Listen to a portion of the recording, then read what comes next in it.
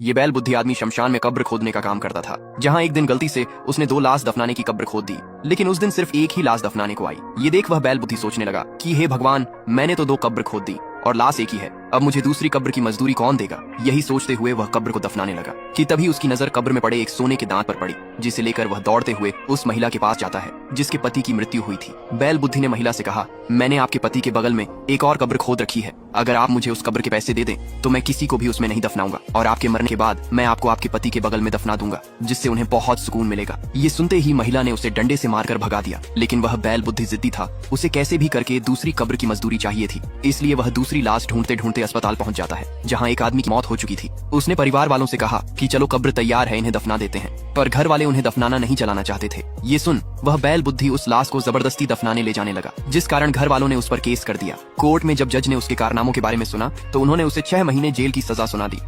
ये आदमी इतना कंजूस था कि छोटी छोटी बचत के पीछे हमेशा पड़ा रहता था। हर बार मॉल बंद होने से ठीक पहले पहुंच जाता और बिना पैसे डाले ऑटोमेटिक मशीन से बिस्कुट निकाल लेता। फिर वह ड्रिंक मशीन में एक सिक्का डालता और ऐसा दिखावा करता जैसे सच में कुछ खरीद रहा हो। लेकिन इस बार मामला उल्टा पड़ गया। जैसे ही उसने सिक्का डाला, उसे न तो ड्रिंक मिली और न ही उसका सिक्का वापस आया। गुस्से में आकर वह मशीन को बार बार मारने लगा, लेकिन कुछ नहीं हुआ। फिर उसने ड्रिंक निकालने के लिए अपना हाथ मशीन के अंदर डाल दिया, लेकिन उसका हाथ अंदर ही फंस गया। वह लगातार छटपटाता रहा, चिल्लाता रहा, मगर हाथ बाहर नहीं निकला। शाम 6:46 से लेकर रात 8:51 तक वह मदद के लिए पुकारता रहा, लेकिन कोई मदद नहीं आई। तभी एक सफाई कर्मचारी वहाँ से गुजरा, लेकिन उसके कानों में ईयरफोन लगे थे, इसलिए उसे कुछ सुनाई नहीं दिया और वह आगे बढ़ गया। रात 12:30 पर मॉल का मुख्य गेट अपने आप बंद हो गया और लाउडस्पीकर पर घोषणा हुई कि अब वीकेंड की वजह से मॉल 2 दिन बाद यानी सोमवार सुबह ही खुलेगा। ये सुनते ही वह और ज्यादा घबरा गया। अपने घावों के दर्द को नजरअंदाज करते हुए वह जोर जोर से हाथ हिलाने लगा, जिससे वेंडिंग मशीन भी हिलने लगी। कई कोशिशों के बाद आखिरकार उसका हाथ बाहर निकल आया, लेकिन उसी पल मशीन उसके हाथ पर आ गिरी और वहीं पर उसका खेल खत्म। इतनी छोटी उम्र में 50 साल के बूढ़े के साथ सीमा की शादी करा दी गई और फिर उसे ससुराल भेज दिया गया, जहां सीमा को कुछ भी करने नहीं आता था। इसीलिए वो खिड़की से आस पड़ोस की औरतों को देखती और काम करना सीखती थी और इसी के साथ साथ वो बड़ी हो गई। जब भी बाजार से पेपर में कुछ सामान आता तो सीमा उसे लेकर पढ़ने लगती थी, लेकिन ये बात उसके पति को पसंद नहीं आती, इसीलिए वो सारे पेपर छीनकर पानी में फेंक देता है। घर में नौकरानी से ज्यादा उसकी कोई कीमत नहीं थी और जब भी बाहर से कोई आता तो उसे लगता कि उसके माता पिता उससे मिलने आए हैं। पर एक दिन सीमा को पता चला कि उसके पिता की मौत हो गई है, लेकिन उसका पति उसे अपनी माँ के घर जाने नहीं देता, जिस कारण वो दरवाजे पर खड़े होकर बस अपने पिता की अर्थी को देखती रह जाती है और इस वजह से उसने ठीक से दिवाली नहीं मनाई। आखिरकार काफी सालों बाद जब सीमा गर्भवती हुई तब उसके पति ने इल्जाम लगाया कि वो उसका बच्चा नहीं है, जिस कारण वो पूरी तरह से टूट